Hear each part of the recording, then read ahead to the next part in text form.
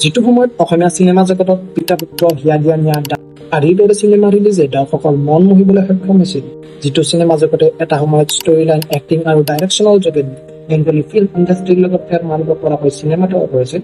আজি সেই ইণ্ডাষ্ট্ৰী কিয় বছৰত এখন ছুপাৰহিট চিনেমা ৰিলিজ কৰিবলৈ সমৰ্থ নোহোৱা হ'ল, য'ত বেংগলী ফিল্ম ইণ্ডাষ্ট্ৰীয়ে 2024 8খন চিনেমা হিট কৰিবলৈ সমৰ্থ হৈছিল। তাৰ বিপৰীতে অসমীয়া ফিল্ম ইণ্ডাষ্ট্ৰীয়ে মাত্ৰ 2খনহে হিট কৰিবলৈ সমৰ্থ হয়।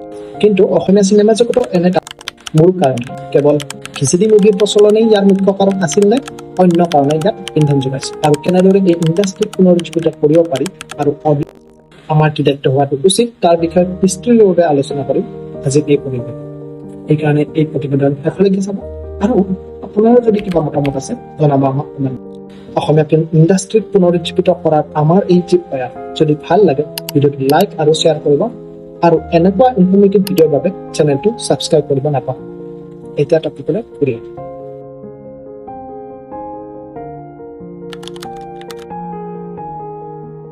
অসমীয়া চিনেমা জগত এটা সময়ত অসমৰ সংস্কৃতিৰ মুকুটৰ মণি হিচাপে গণ্য কৰা হৈছিল।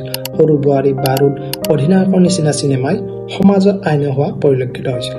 তেতিয়াৰ দিনত অসমীয়া প্ৰদৰ্শনী হলবিলাক দৰ্শকৰে পৰিপূৰ্ণ হৈ পৰিছিল, কিন্তু আজি হয়তো সেই হলবিলাক বন্ধ হৈ পৰিছিল, নাইবা তাত বলীউড, হলিউড আৰু টলিউডৰ চিনেমা বেছিকৈ প্ৰদৰ্শিত হৈছিল। এই ডাউনফলৰ বিষয়ে আলোচনা কৰাৰ আগতে আমি আলোচনা কৰিম অসমীয়া ফিল্ম ইণ্ডাষ্ট্ৰীৰ সোণালী দিনবোৰৰ বিষয়ে। অসমীয়া চিনেমাৰ যাত্ৰা আৰম্ভ হৈছিল 1950 চনত মুক্তিপ্ৰাপ্ত জ্যোতি প্ৰসাদ আগৰৱালাদেৱৰ জয়মতী চিনেমাখনৰ জৰিয়তে। তাৰপিছত 1950 চনৰ পৰা 2007 চন পৰ্যন্ত আছিল অসমীয়া চিনেমা জগতৰ বাবে সৰ্বশ্ৰেষ্ঠ সময়। এই সময়ত ডক্টৰ বেজবৰুৱা, পিয়লি ফুকন, নায়ক, বিধায়ক আদিৰ দৰে ছবিৰ মুক্তিয়ে সমাজত প্ৰতিচ্ছবি দাঙি ধৰাৰ লগতে বিজু ফুকন, যতীন বৰা, ৰবি শৰ্মা, তপন দাস, নিপন গোস্বামী, জেৰিফা ৱাহিদ, আদিল হুছেইন, চেতনা দাস আদিৰ দৰে বহু বেছি প্ৰতিভাৱান আৰ্টিষ্টৰ পাৰফৰ্মেন্সে অসমীয়া চিনেমা জগতৰ স্তৰ শীৰ্ষলৈ নিয়াত বহুত সহায়ক হয়। লাগিলে বিজু ফুকন দেৱৰ 1970 চনৰ পৰা 1990 চনৰ ভিতৰত ডক্টৰ অনুতাপ, অপৰূপা আদিৰ দৰে 80খনৰো অধিক ছবিত অভিনয় কৰা হওক, নাইবা যতীন বৰাদেৱৰ হিয়া দিয়া নিয়া, তুমি মোৰ মাথো মোৰ, নায়ক, কইনা মোৰ ধুনীয়া, চোৰেণ চোৰৰ পুতেক আদিৰ দৰে ছুপাৰহিট দৰ্শকক চিনেমা হললৈ আহিবলৈ বাধ্য কৰাই হওক, এই সকলোবোৰে অসমীয়া চিনেমা জগতক উচিত দিশত নিয়াত সহায় কৰিছিল। তাৰ সমান্তৰালভাৱে নিপন গোস্বামী দেৱৰ আজলি, নবৌ, জঞ্জলে, কপালত, প্ৰেম আৰু প্ৰেম, জীৱন পাতৰ লগৰী আদিৰ লগতে তপন দাসদেৱৰ কন্যাদান, বাৰুদ, দীনবন্ধু আদিত কৰা দুৰ্দান্ত অভিনয়ে দৰ্শকৰ মন মুহিছিল। তাৰ লগতে ৰবি শৰ্মাদেৱৰ গুড লাক, চাম আৰু হিয়া দিয়া নিয়া, সৰু বোৱাৰী, ইমান মৰম কিয় লাগে আদি ছবিত সুন্দৰ অভিনয়ৰ জৰিয়তে বহুতো যুৱতীৰ অন্তৰৰ প্ৰেমৰ জোৱাৰ আনিবলৈ সক্ষম হৈছিল। এই সকলোবোৰ কাৰণৰ বাবে অভিনেতা আৰু দৰ্শকৰ মাজত গভীৰ সংযোগ স্থাপন কৰিছিল। এয়াই আছিল অসমীয়া ছবি জগতৰ সোণালী সময়। প্ৰায় 2007 চনৰ শেষৰ ফালে অসমীয়া চিনেমা জগতৰ ডাউনফল হোৱাৰ ফালে অগ্ৰসৰ হয়।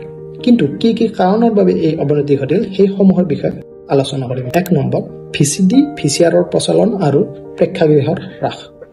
90 দশকৰ শেষৰ ফালে ভিডিঅ' কেছেটৰ আগমন আৰু ভিচিআৰৰ প্ৰচলনে মানুহে ঘৰতে বহি বিদেশী আৰু অন্যান্য ভাষাৰ চিনেমা উপভোগ কৰিবলৈ আৰম্ভ কৰিছিল। বলীউড, হলিউডৰ চিনেমা নিজ ঘৰতে বহি ভিচিআৰত চাবলৈ সহজলভ্য হোৱাৰ ফলত মানুহে চিনেমা চাবলৈ প্ৰেক্ষাগৃহত নোযোৱা হ'ল। তাৰ ফলত প্ৰেক্ষাগৃহত যোৱা দৰ্শকৰ সংখ্যা দিনক দিনে কমি গ'ল। দৰ্শক কম হোৱাৰ ফলত প্ৰেক্ষাগৃহ মালিকৰ লোকচানৰ সন্মুখীন হোৱা দেখা গৈছিল। তাৰ ফলত বহু প্ৰেক্ষাগৃহ বন্ধ হৈ গৈছিল। 2nd, পাইৰেচিৰ প্ৰভাৱ। 2000 চনৰ পৰা অসমত পাইৰেচিৰ ব্যাপক প্ৰভাৱ দেখিবলৈ পোৱা পৰিলক্ষিত হৈছিল। অৰিজিনেল চিনেমাৰ কপিৰাইটযুক্ত কণ্টেণ্ট বহু দুষ্ট চক্ৰই বেআইনীভাৱে কপি কৰি বিক্ৰী আৰু বিতৰণৰ ফলত প্ৰডিউচাৰবিলাকে ফাইনেন্সিয়েল লছৰ সন্মুখীন হ'ব লগা হৈছিল। তাৰ পৰিণামত প্ৰডিউচাৰবিলাকে চিনেমা তৈয়াৰৰ বাবে ধন খৰচ কৰাত আগ্ৰহী নোহোৱা হ'ল। চিনেমাৰ মানদণ্ড অৰ্থাৎ কোৱালিটি আৰু বিষয়বস্তুৰ অভাৱ। 2007 চনৰ আগৰ ছবিবিলাকৰ কাহিনীবিলাক ইউনিক আৰু সমাজৰ ছবি প্ৰতিফলিত কৰিছিল, যেন এখন দাপোনৰ দৰে। সেয়া লাগিলে বোৱাৰী ছবিৰ জৰিয়তে সমাজত চলি থকা বৈষম্যতাই দাঙি ধৰা হওক, নাইবা বাৰুদ ছবিৰ জৰিয়তে মানুহৰ নিকৃষ্ট চিন্তাধাৰা ছবিত উপস্থাপন কৰা হওক। কিন্তু 2005 চনত মুক্তিপ্ৰাপ্ত জোনবাই ভিচিডিখনে সকলো প্ৰডিউচাৰক ভিচিডি মুভি বনাবলৈ উৎসাহী কৰি পেলায়। জোনবাই ভিচিডি মুভিখন ইমান বেছি মানুহৰ মাজত পপুলাৰ হয় যে ইয়াৰ ডায়লগ সকলোৰে মুখে মুখে প্ৰচলিত হ'বলৈ আৰম্ভ কৰে।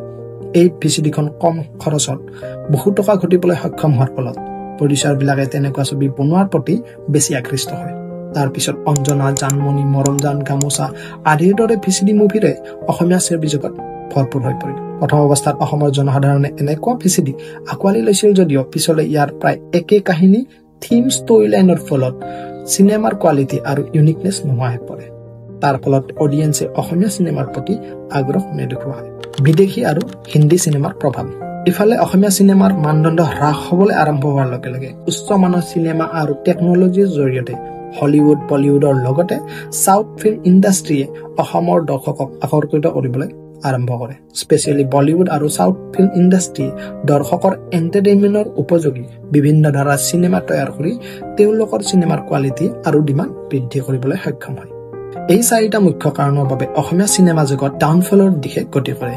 কিন্তু এইখিনিতে মেনশ্যন কৰিব লাগিব কিছুমান চিনেমাৰ বিষয়ে যিবোৰে অসমীয়া ফিল্ম ইণ্ডাষ্ট্ৰীৰ মূল সুঁতি ধৰি ৰখাৰ লগতে এইসমূহৰ ইউনিক ষ্টৰী টেলিং আৰু পাৰফৰ্মেন্সৰ জৰিয়তে দেশত নাইবা বিদেশতো সুনাম অৰ্জন কৰিবলৈ সক্ষম হৈছে। তাৰ ভিতৰত অন্যতম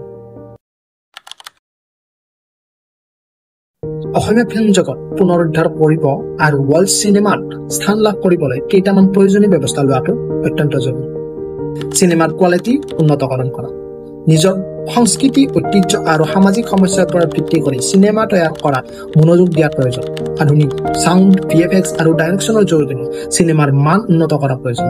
লগতে নতুন ধাৰা চিনেমা, জনৰ আৰু ইউনিক ষ্টৰী টেলিঙৰ জৰিয়তে দৰ্শকক আকৰ্ষিত কৰাটো অত্যন্ত জৰুৰী।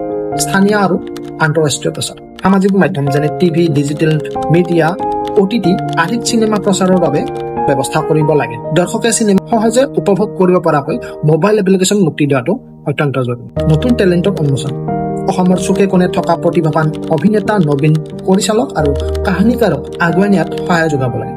ঠায়ে ঠায়ে টেলেণ্ট হাণ্ট পাতিব লাগে যাতে নৱপ্ৰজন্মৰ পৰা প্ৰতিভাৱান ব্যক্তিয়ে প্ৰতিভা উন্মোচনত সহায়ক হয়। অসমীয়া চলচ্চিত্ৰ আমাৰ শিল্প, সংস্কৃতি, সপোন আৰু জীৱনৰ প্ৰতিফলন। আধুনিক সময়ত digital platform, global film festival আৰু নতুন প্ৰযুক্তিয়ে অসমৰ চলচ্চিত্ৰ বিশ্বমঞ্চলৈ লৈ যাবলৈ সম্ভাৱনা দেখুৱাইছে। এই শিল্পটোৰ বিকাশ কেৱল বিনোদন নহয়, ই আমাৰ ভাষা, কৃষ্টি আৰু পৰিচয় সংৰক্ষণৰ এক গুৰুত্বপূৰ্ণ মাধ্যম। যদি আমাৰ সমাজ, চৰকাৰ আৰু নতুন প্ৰজন্ম একেলগে সহায়ৰ হাত আগবঢ়ায় তেন্তে অসমীয়া চলচ্চিত্ৰ পুনৰ সেই স্বৰ্ণ যুগলৈ উভতি যাব।